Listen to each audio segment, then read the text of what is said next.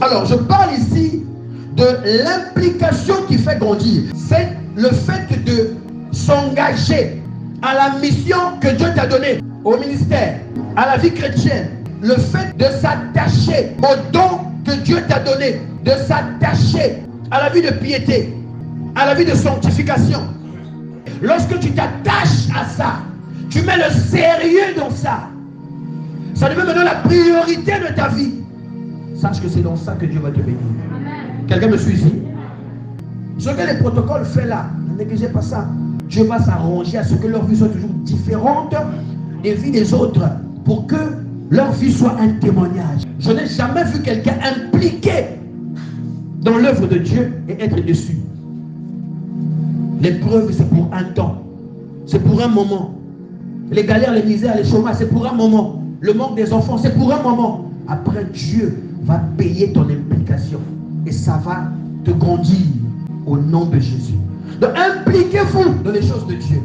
Toi qui as un don, toi qui as un poste à l'église, dans un ministère, toi qui es une brebis simple à l'église, tu n'as pas forcément d'activité ou de poste à l'église. Ça ne veut rien dire. Les postes ne veulent rien dire. Les postes ne mènent pas au ciel.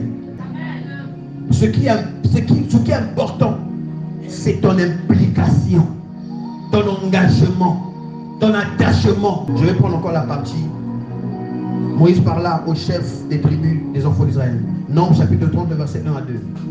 Et dit, voici ce que l'Éternel ordonne. Lorsqu'un homme fera un vœu à l'Éternel ou un serment pour se lier par un engagement, il ne violera point sa parole. Il agira selon tout ce qui est sorti de sa bouche. Ça veut dire quoi? Lorsqu'on s'engage dans les choses de Dieu, il ne faut pas prendre ça à la légère.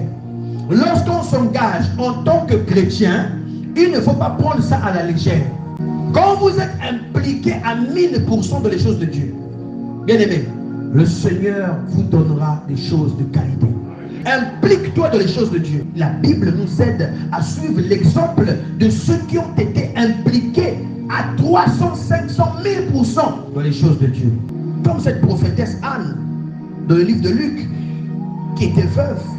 Elle est veuve, mais elle a décidé de rester dans le temple, prophétisant. Elle est vieille, avancée en âge, mais elle est là, impliquée à 1000% dans les choses de Dieu. Ils prennent ça au sérieux. Quand on te donne un message aujourd'hui, demain tu as tout oublié. On te donne des orientations aujourd'hui. Dieu veut que tu fasses ça. Ça ne fait pas. Mais toi, dès que tu sors ce monde de l'église, tout ça c'est parti. Tu mènes ta vie comme tu veux. Tu fumes, tu bois, hein? Tu te masturbes, tu fais des choses horribles. Tu as des fétiches. Tu viens à l'église, mais quand on te parle d'un grand féticheur là-bas, tu y vas sans hésiter. Qui es-tu?